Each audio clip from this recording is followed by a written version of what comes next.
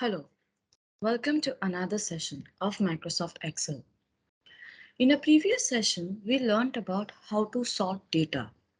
Sorting data is very important when you have large sets of data and you want to be sorting out depending on, let's say, for a parameter like places, or depending if it's school, you would want it to be rank wise. You can go for an alphabetical, or you also can customize it as per your own requirement.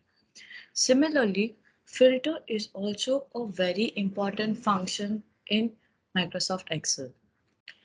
Filtering is a very similar thing when we say that we are filtering our data. For example, let's say if you have multiple datas on in a certain place or in a variety of places and you want to filter a selected part of it, filter function is something that you will be using in preparing and selecting that whole part of data. So let's understand how to do the selection part of the data. So today's session, we will be learning how to use filters. So let's begin our session for the day. So filter function allows the user to filter a range of data based on a certain criteria defined by the user. For example, let's say if you're talking about filter and you want to filter out uh, the number of people have got a certain product, right? So you will be filtering out that product. Now you might be thinking what happens to the rest of the sets of data. Well, fear not, your information does not get lost. Filtering is mainly used to focus attention on a specific part of the data. So we will be learning today how to use filter, right? And why should we will be using filter when we are working with large sets of data? So let's understand with examples of how to use filter and use case scenarios of where filter function should be used. So we will go back and let's open the Microsoft Excel document. Now you remember when we were working in this document, the one that we use it for the assignment purpose, that there are a lot of parameters. You see, one, there is a segment, then there is country, then there is the product, then there is a discount band, unit sold, manufacturing, and also there is sales price, right? Now, for example, let's say if you want to understand how do I use a filter in segment, right? So what you can do is select this column. Yeah. In the home ribbon menu, go to sort and filter. You see sort and filter here, and you can do filter. The moment you apply filter, see to go and filter. So the moment I apply filter here, I get one drop down icon in the column itself. Click onto the drop down icon and you will see text filters. So by default, always, because there is so much of data, all the segments will be selected. What you can do is, let's say I just want to see how many small businesses. So you can select here and click on OK, and you will only get to see the a small business part of the selected part of the data. Now, what happens is, you see here the rows have got hidden. So if I am just working on this data or I want to copy this data, I can do that as well. It doesn't mean that I have lost out on the data. It's just that I don't need the other parts right now. I just want to focus on the selected part of this data, right? What exactly happens is when you have larger sets of data where there is 200, 300, 400 sets of data which is being updated, there are times when you just don't want your team's attention to be focused on a certain part of the data. For example, here I just wanted to my focus on the small business part of the data. Similarly, I can also shift my focus to the fact that I just want to see, for example, if I go here and add filter, so let's say I want to select all of them and add filter, right? And let me select. So I can remove select all, which is by default, and select enterprise here. Go to the country and just select France, Germany here. And then I can keep on putting filter till I get that specific data. Now, the more filters you add in different segments, the more your data is going to get smaller because you're looking for a very, very specific part. For example, today, if I want to see what is the sales price or the manufacturing price, right, of the products, and there is a cap that I have used, let's say, for example, 120 here. Yeah, I would want to see all the products that has been manufactured with 120 bucks. Similarly, if I want to see the sales price, and each and every sales price differs, but there is a certain, you know, like in a lot of places, most of the product sales price is 75 rupees. Then I'm going to filter out the 75 rupees to see in which places and products have 75 rupees have been, the sales price of the products. So very similarly, you have to filter out till you get that selected part. Now, if you're thinking that you're losing out on information, no, you won't be losing out on information here. It's just that the rows and the columns, the rows get hidden because you're looking for a very, very specific set of data. And filters is something where mostly you know, it's your columns that you apply the filter on because you will put all your parameters here of that data, right? And the rows will contain the data that you require. So it is always better that you use filter function because if you are sending a larger Excel sheet to your team members, to the target audience that you would want, they might just get lost with whichever one. So even if you highlight it, still they're bound to get lost if you share the whole data with them.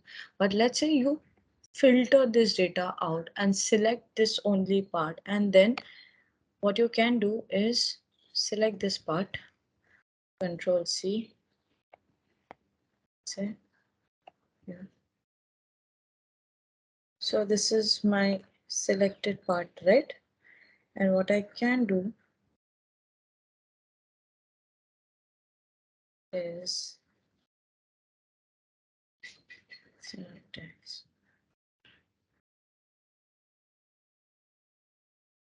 So you see, I have already got my selected part of the data.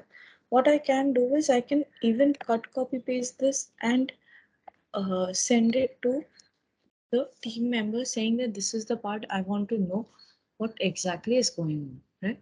So you see, only this part has got copied. I haven't lost out on any of the data. It's just that I have filtered that data for a very, very specific use. So anytime that you would want to filter your data, make sure that you are using the sort and the filter option. Now let's say, let me remove this. I'll remove this later. Let me go back to that. So let's say I want to go here and do select all and select all.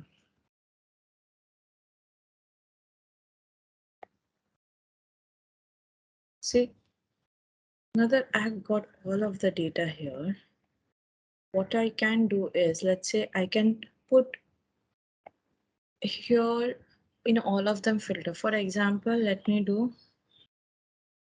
government. Okay. Then let me do sort of select what I can do USA and I've put OK. And instead of doing this,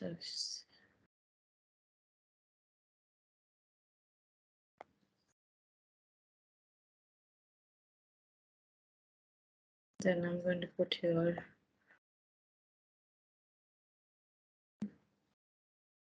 so I'm selecting filters on each and every column. Yeah. As you can see that my data has already decreased from where it was, right? The more filters you put, the more your data is going to get constrained and smaller. Now, here is the thing. Always use filters when you know that you are missing out on the most important part of the data. I know that we have learned about how to highlight cells, and if you can highlight the cells if you want to showcase something, that's always one way. But then you do not want your data to get missed. So let's say you want to know how much these products have sold out for and how many units, then you should make sure that you are looking at that data, and you know uh, you are looking at that data and making sure that this can be used for presenting, right? So let's say this is the data that you're looking for, you can filter it out, and you can always make sure that you can copy paste that data and use it somewhere else as well to show that this is what the condition is. Only that selected part will get saved here. The other parts are not going to be copy pasted when you're copy pasting the data, right? Now, once you go here, let's say you want to clear out all the filters, you can just clear, and you see all my filters will go because and then if you click on filter again, you see I don't have the filter option anymore. So if you do not have the drop down option, make sure that you're using the drop down option. Again, you select this part, go to filter, and you can filter it, or else you can select this part and click on filter again, and the filtering option will go, right? So just make sure that whenever you're using filter, whenever you want to filter out certain parts of the data and present it, use the filter option. Again, if you want to sort them, you can also sort them A to Z, Z to A, but make sure that you're using custom sorting, because what happens with sorting is, see, sorting is one of a value, right? It will only change that value because you have decided to sort that data out. Unless and until you're using a conditional formatting with your custom sorting, you won't be able to see the other rows getting changed as well. But for filter, that's not the case. In filter, whenever you're filtering one set of the data, the other sets of the data also gets impacted, and you can only see that selected filter part of the data in other parameters as well. You won't be able to see the other values. So the basic for sorting and filtering is filtering can affect all your rows and columns because you have filtered and selected a certain part of the data. Whereas for sorting is only column wise. So you have to make sure that you are using conditional formatting while sorting, because you would want to show that this is the thing that I have already sorted, this is the result, and you have custom sorted it out so that you can see results based on the sorting that you did. So this is all about sorting and filter. Now, if you want to know about filtering data in a range or table, make sure that you're visiting support.microsoft.com. Thank you.